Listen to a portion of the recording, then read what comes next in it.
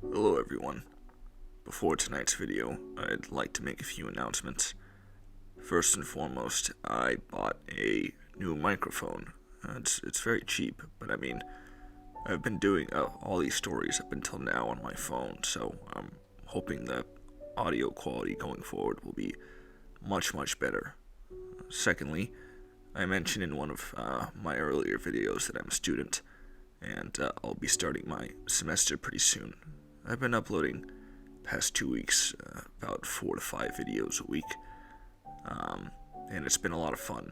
I've been having a lot of fun. I've really been enjoying it, but it's probably going to get really hectic with the semester starting, so I'll probably only be able to do 2 videos a week. Max 3 would be nice, but 2 is most likely going to be it going forward, probably until the summertime.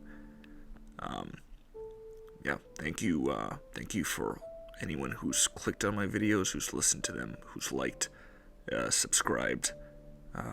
Like and subscribe if you can, and if not, just know your views have meant a lot to me. The story tonight, I've known about it for over a decade now. My really good friend, still a really good friend, sent it to me in high school, and the story's resonated with me ever since. I recently reached out to the author of the story, and they gave me permission to narrate it, so I'm really stoked about that. I'll put their Reddit page in the description, and I didn't want to narrate it until I got a microphone because I wanted to do the story justice.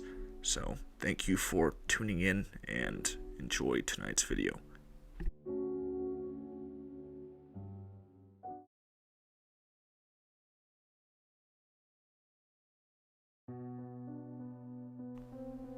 In 1960, Alexandru Sift, a well-known biologist, traveled to the forest of Hoya Baciu, located in West Romania.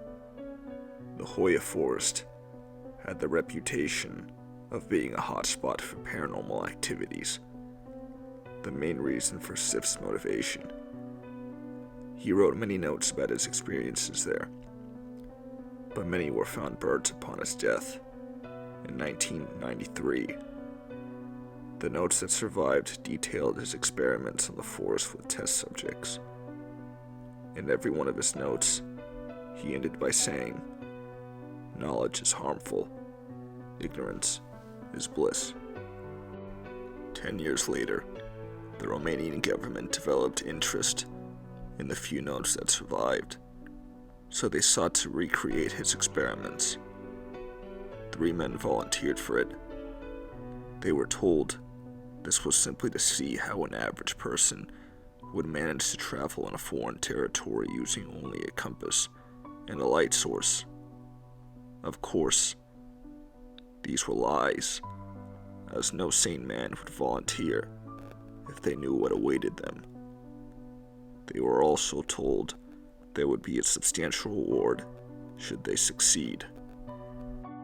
The first test subject was brought by helicopter to the west zone of the forest at midnight. He carried with him a backpack, food, water, a compass, and an oil lantern with enough oil to last until morning. He was instructed to keep moving east until he hit a road, which would lead him into a cabin where a few government agents awaited him. He was also told to stop every 30 minutes to record any and all events in a sheet of paper. He arrived at the cabin at 2 a.m. He handed the sheet to the agents and was driven to a nearby city where he was handed the reward. His sheet read the following: 12:30 a.m. I stopped at a nearby creek to rest and eat. Being in a forest at night with only an oil lantern for a source of light really managed to scare the hell out of me. I thought I kept seeing more shadows than there really were.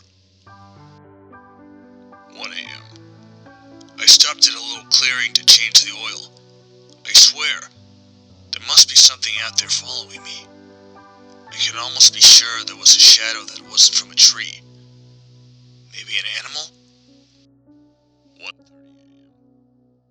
Now I'm definitely freaking out. I saw something staring at me in the distance. I only managed to see its silhouette, but as soon as I looked at it, it vanished. I'm starting to second doubt this experiment.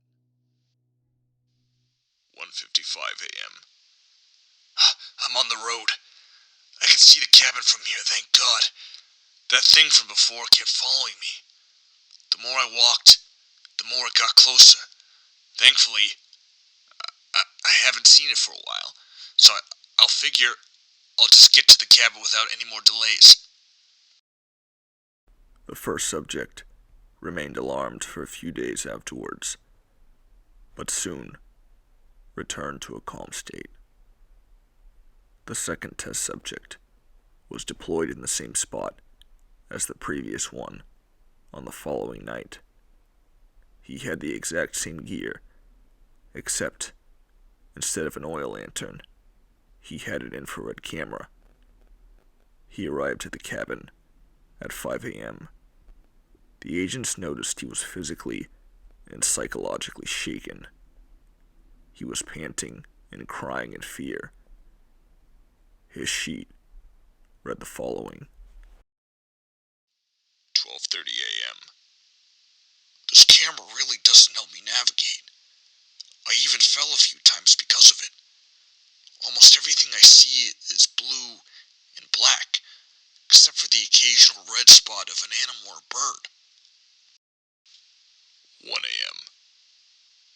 I don't know what the fuck you guys put out here with me, but it's not funny. I took a break to drink some water when I heard a rattle coming from deep within the forest. I took my camera to see what it was. I can be sure that it was no normal animal. It was big, but hunched over. I couldn't make out its details since it was glowing bright red. I slowly walked away from it, never losing it out of my sight, even though it stayed completely immobile. I found a small disc to hide.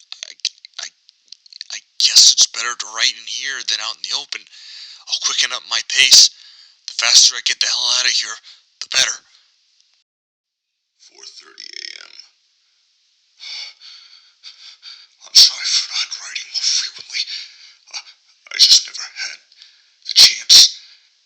Shortly after the last entry, I heard it walking towards me. I hid in a small cave and waited for it to pass. I took so long because of that. I didn't leave me alone. I'll probably not write anything else until I get to safety. The last thing I want is to be surprised by that thing while my guard is down.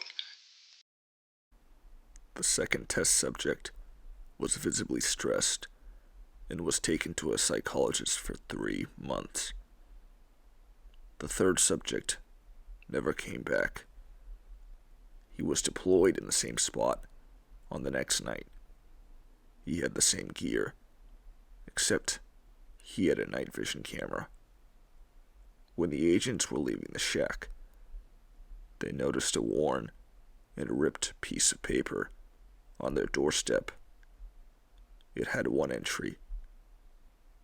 It read the following. 12:05 a.m. If you find this, please tell my family I love them. These may be my last words.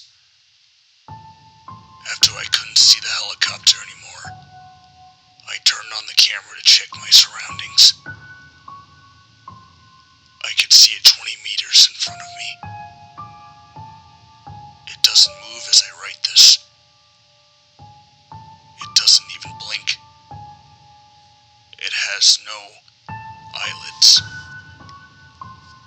It's higher than any human or bear I have ever encountered. It's hunched over like a gorilla, supporting its weight on the extremities of its limbs. I can't even call those things hands. It has fish-like eyes, no pupils,